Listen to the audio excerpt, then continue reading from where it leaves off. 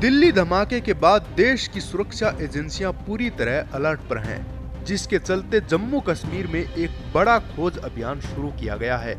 इस बार निशाने पर वे लोग हैं जो भारत के खिलाफ साजिश रचने या आतंकी नेटवर्क को किसी भी तरह से मदद देने में शामिल पाए गए हैं। जम्मू कश्मीर में पुलिस, एनआईए, आईबी और सेना की इंटेलिजेंस यूनिट्स ने मिलकर एक संयुक्त ऑपरेशन शुरू किया।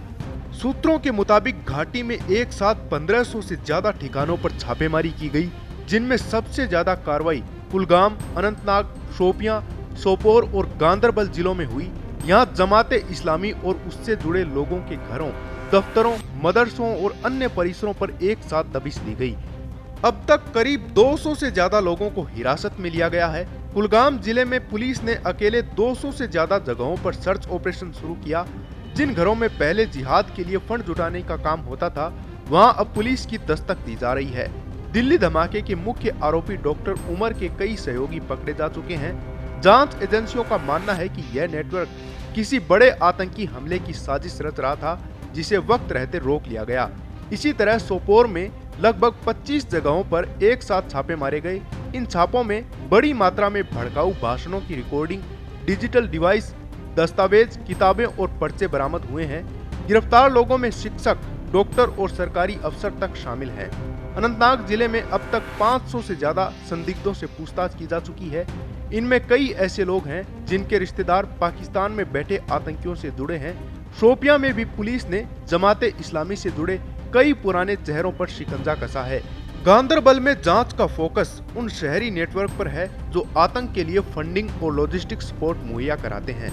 एजेंसियों का कहना है कि अब आतंक सिर्फ बंदूकों से नहीं, बल्कि पेन, लैपटॉप और बैंक अकाउंट्स के जरिए भी चलाया जा रहा है। मेडिकल कॉलेजों और विश्वविद्यालयों से जुड़े कुछ नाम भी रडार पर हैं। पिछले एक साल में कुछ मौलवियों ने गजवाए हिंद और इस्लामिक स्टेट जैसे विचारों पर खुले आम भाषण दिए थे। दिल्ली धमाके के बाद इन सबको क्लोज सर्विलांस पर रखा गया है। एजेंसियों को शक है कि इन्हीं भाषणों से युवाओं में नफरत और हिंसा की सोच फैलाई गई, जिसके जरिए नए आतंकी नेटवर्क तैयार हुए। इस बार कार्रवाई सिर्फ धार्मिक या आतंकी संगठनों तक सीमित नहीं है।